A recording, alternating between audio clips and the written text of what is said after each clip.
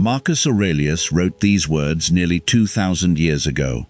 Stop letting yourself be distracted. He wasn't talking about smartphones or social media. There were no endless notifications, no short videos, no algorithms competing for attention. And yet, if he were alive today, he would probably say, we're living in the most distracted age in human history. The real question isn't whether your phone is stealing your attention. It's whether you've quietly surrendered your mind. Every morning, millions of people wake up with good intentions. They promise themselves that today will be different. Today they'll focus on their goals. They'll finally start that project they've been postponing. They'll exercise. They'll read. They'll become the person they've imagined for years. But before their feet even touch the floor, they reach for their phone. One notification becomes 10. One message becomes 20 minutes. One video becomes an hour. By the time they finally look up, the clarity they woke up with has already disappeared. The day hasn't been stolen by a crisis or a tragedy. It has been stolen by distraction. Marcus Aurelius understood something about the human mind that most people still haven't learned. Distraction is rarely loud. It doesn't announce itself as your enemy. It arrives disguised as comfort, as entertainment, as a curiosity, as just one more minute. And that is precisely why it is so dangerous. In Meditations, Marcus writes, "Throw away your books. Stop letting yourself be distracted." At first glance, those words sound strange. Why would one of history's greatest philosophers tell us to throw away our books? Was he against learning? Against knowledge? Not at all. Marcus wasn't condemning wisdom. He was condemning endless consumption without action. He knew there comes a point when reading another book, watching another video, or searching for another answer becomes nothing more than a sophisticated form of procrastination. Think about how often this happens today. You tell yourself you're researching, you're learning, you're preparing, you're waiting until you have the perfect plan. But days become weeks, weeks become months, sometimes years pass, and your life hasn't changed at all. The uncomfortable truth is that many people don't have an information problem, they have a courage problem. They already know what they need to do. They simply keep distracting themselves from doing it. Marcus knew that knowledge has no value unless it transforms your character. Reading about discipline does not make you disciplined. Watching motivational videos does not make you courageous. Saving hundreds of inspiring quotes does not make you wise. Only action can do that. This is why distraction is so deceptive. It creates the illusion of progress while quietly stealing your future. Every hour spent escaping reality is an hour not spent building the life you claim to want. The Stoics believed that your attention is one of the few things that truly belongs to you. Your money can disappear, your reputation can be damaged, your health can decline. But your ability to direct your own mind remains your greatest possession, unless you give it away.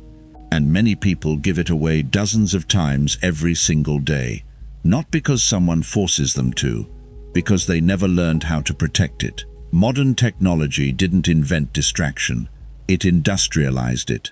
Entire companies compete for one thing, your attention. The longer you stay distracted, the more valuable you become to them, but less valuable to yourself. Imagine if every notification carried a tiny invisible price tag. 5 minutes of your focus, 10 minutes of your creativity, a little more peace, a little less discipline. Over time, those invisible costs become your life. Marcus Aurelius would probably ask a question few people are willing to answer honestly. Who is in control? Is it you, or is it whatever captures your attention next? That question isn't meant to make you feel guilty. It's meant to wake you up. Because the greatest prison is the one whose walls you cannot see. Today, that prison often fits comfortably inside your pocket. Before we continue, I want to ask you something. What distracts you the most every day? Is it your phone, social media, overthinking, fear, procrastination, or something else entirely? Write your answer in the comments. Sometimes admitting the problem is the first step toward overcoming it. Now here's where Marcus becomes even more direct. He writes, "You are an old man. Stop allowing your mind to be a slave." He wasn't speaking only about age. He was speaking about urgency. Life is moving whether you notice it or not. Every sunrise removes another day from your account. Every distraction spends time you'll never earn back. And yet we behave as though tomorrow is guaranteed. We postpone meaningful conversations.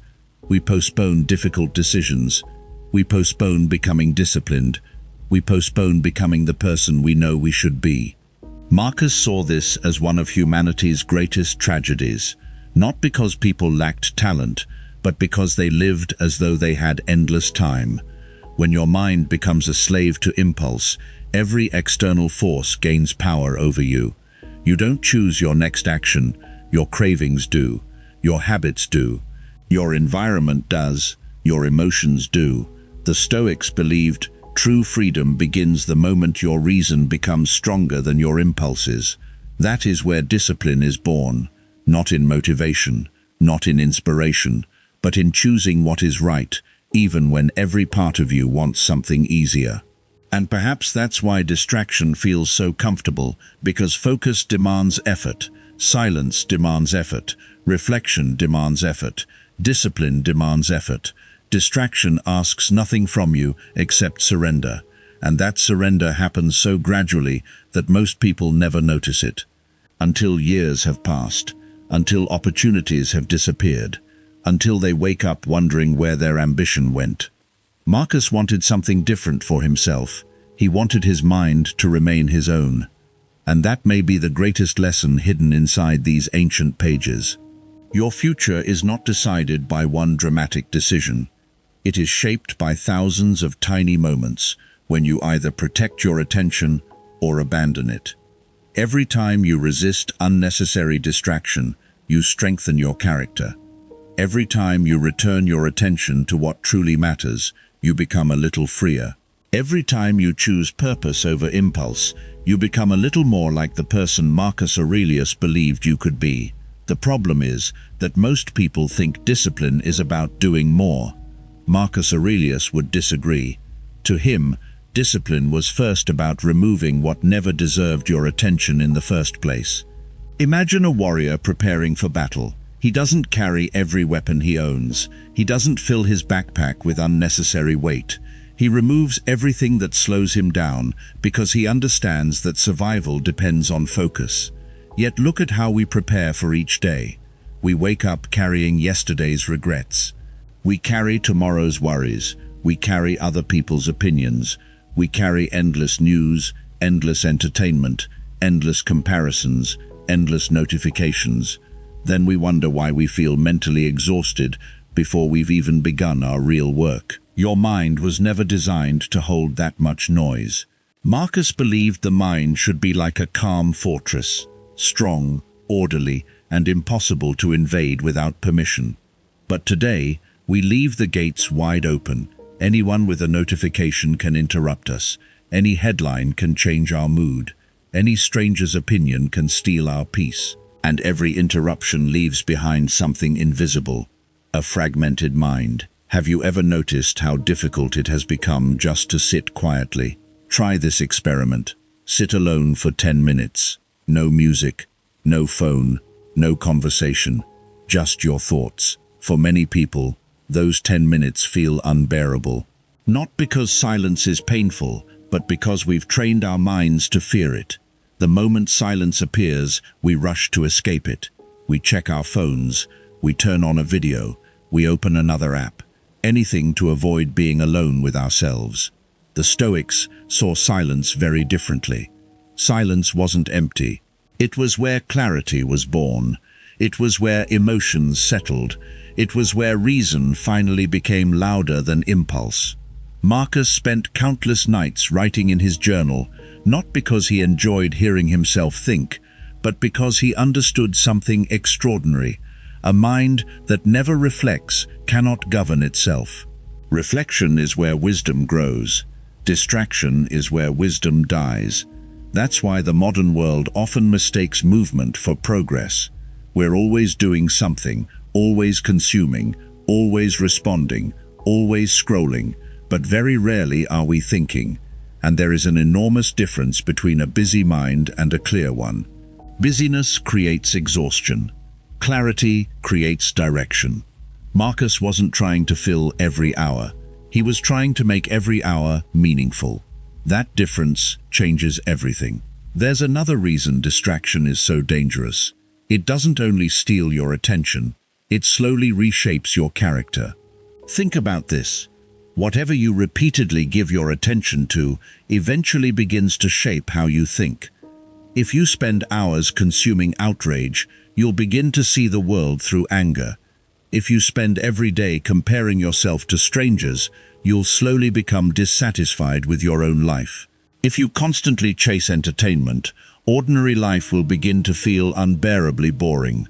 Your attention is like water. Wherever it flows, something grows. The question is, what have you been watering? Fear, envy, comfort, or discipline? Marcus understood that every thought is like casting another vote for the person you're becoming. You don't suddenly become calm, you practice calmness. You don't suddenly become disciplined, you practice discipline. Likewise, you don't suddenly become distracted, you practice distraction. Every unnecessary swipe, every impulsive click, every moment you abandon your priorities for instant gratification is another repetition. And repetition becomes identity. This is why changing your life is rarely about one dramatic decision. It's about interrupting small habits before they become permanent. Marcus also reminds us that life is shorter than we imagine. He writes, "Remember how long you've been putting this off. There is a limit to the time assigned you, and if you don't use it to free yourself, it will be gone and will never return." Read those words again. He isn't trying to frighten you, he's trying to awaken you. Every distraction costs something. Usually, it costs time, but sometimes, it costs your potential. The book you never wrote, the business you never started, the conversations you never had, the courage you never found, the life you kept postponing because you thought there would always be another tomorrow. Marcus knew there are two ways to lose your life. One is suddenly. The other is one distracted day at a time. Most people fear the first. Almost no one notices the second. Imagine looking back 20 years from now. Will you remember the hundreds of videos you watched without thinking? The arguments you joined online? The endless scrolling before bed? Probably not. But you will remember the dreams you never pursued because your attention was always somewhere else. That is why protecting your mind isn't selfish. It's necessary. Because every meaningful achievement begins with uninterrupted attention. Every masterpiece, every invention, every great relationship, every transformation, someone first chose to protect their focus. Marcus Aurelius didn't have a smartphone, but he fought the same battle you're fighting now, the battle between impulse and intention, between comfort and purpose, between reacting to everything and choosing what truly deserves your energy. That battle has never changed. Only the distractions have. Now imagine that Marcus Aurelius suddenly appeared in our world. He walks through crowded streets where no one looks at one another. Every head is bent toward a glowing screen. Families sit together without speaking. Friends gather only to document the moment instead of living it. People consume more information in a single day than entire generations once encountered in a lifetime. Would he be surprised? Perhaps not, because he understood that the greatest threat to the human mind has never been technology. It has always been the inability to govern ourselves. Technology is only a tool. The real danger begins when the tool becomes the master. Marcus never argued that external things controlled us. Again and again, he reminded himself that our suffering begins when we surrender authority over our own minds. The distractions around you are powerful, but they cannot rule you unless you silently give them permission. That changes everything. Most people blame the world for their lack of focus. They blame social media. They blame their jobs. They blame the constant notifications. they blame modern life. Marcus would gently turn the mirror around. He would ask, who picked up the phone? Who opened the app? Who chose comfort over purpose?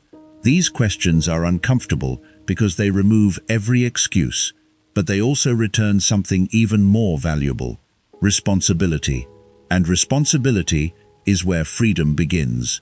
Think about the greatest people in history: artists, scientists, writers, leaders, philosophers. What separated them from everyone else wasn't simply intelligence, it was their ability to remain with one thought long enough to transform it into something meaningful. Deep work requires deep attention, and deep attention has become one of the rarest skills in the modern world. Today, most people cannot read a few pages without checking their phones. They cannot finish a conversation without glancing at a notification. They cannot watch a sunset without reaching for a camera. Presence has become a forgotten art. Marcus would likely tell us that every interruption weakens the muscle of attention.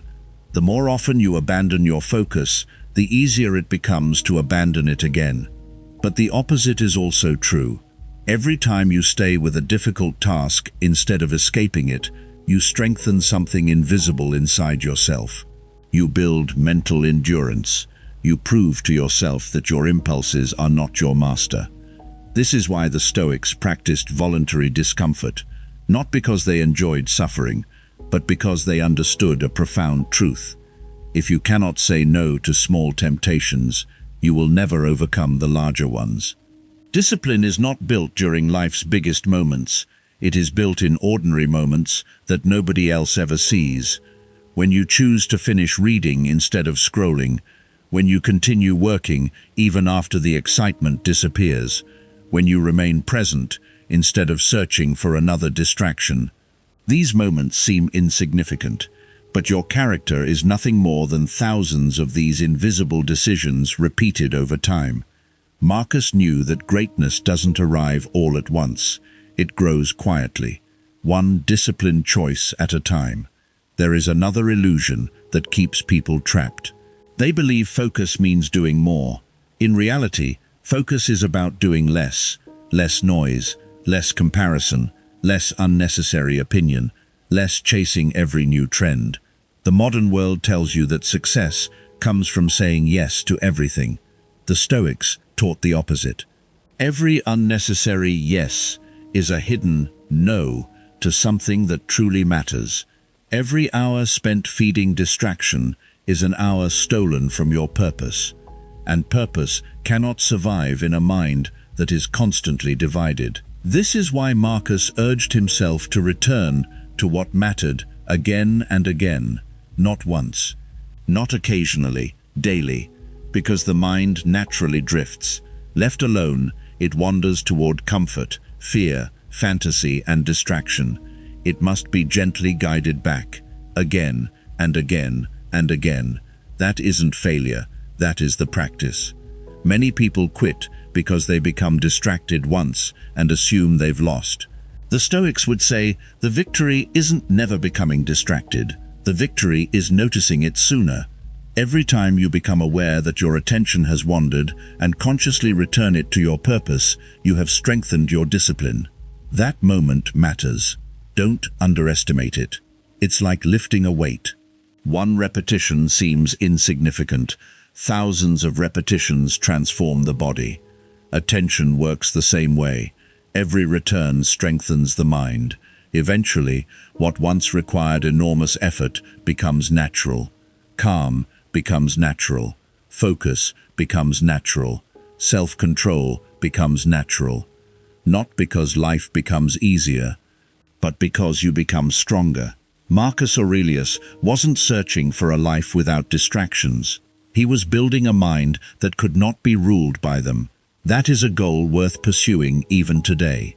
Because the person who controls their attention controls the direction of their life. Everything else follows from that. There is one final lesson hidden inside Marcus Aurelius's words that many people overlook. He didn't write Meditations to impress anyone. He never intended these pages to become one of the greatest philosophical books ever written. They weren't speeches, They weren't essays, they were reminders. Private conversations with himself. Imagine that for a moment. The most powerful man in the world wasn't trying to convince others to become disciplined, he was trying to convince himself. That should tell us something. Even Marcus Aurelius struggled. Even an emperor had days when his mind wandered. Even one of history's greatest Stoics had to remind himself not to become a slave to distraction.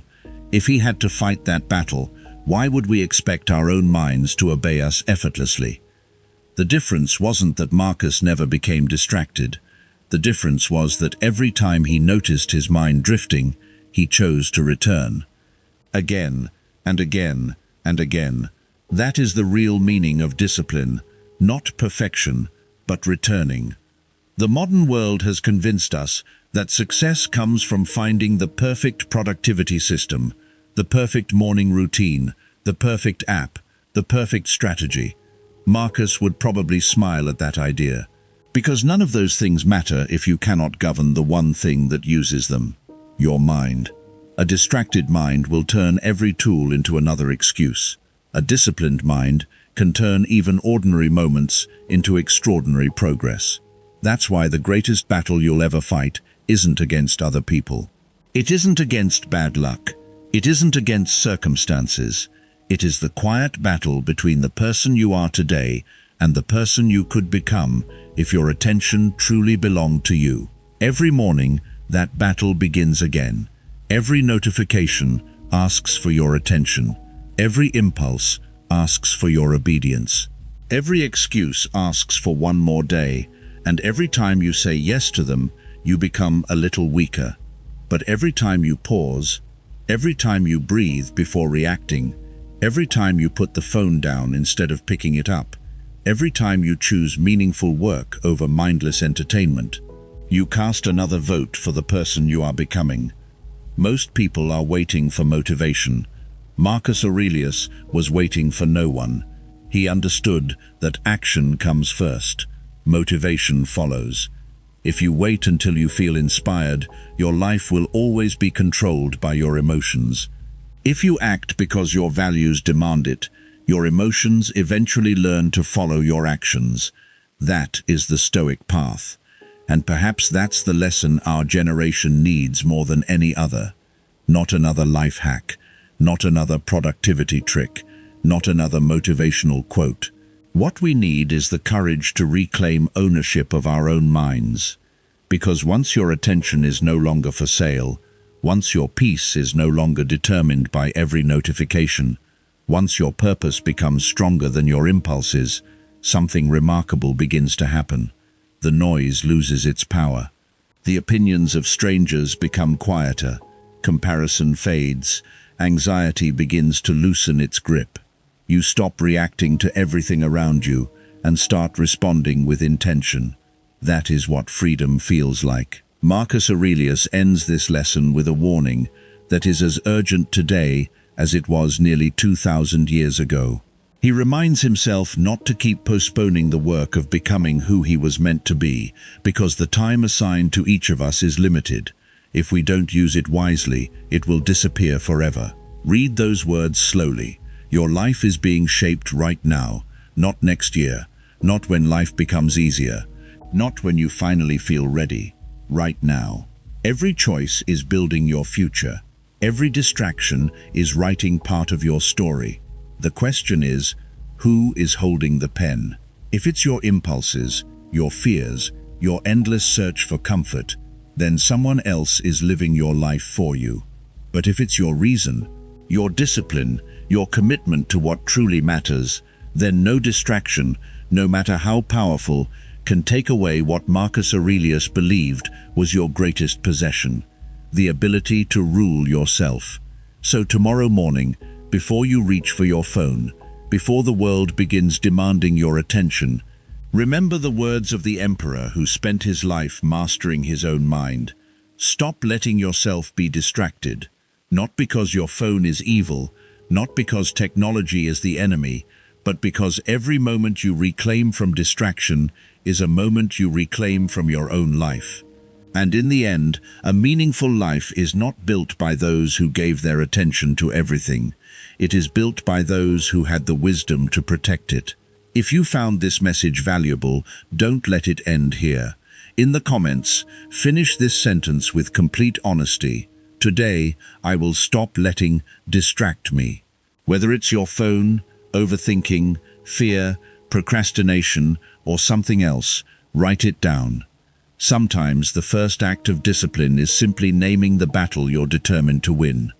And remember this, the next time you're tempted to surrender another hour to distraction, your attention is your life. Wherever you give it, your future follows.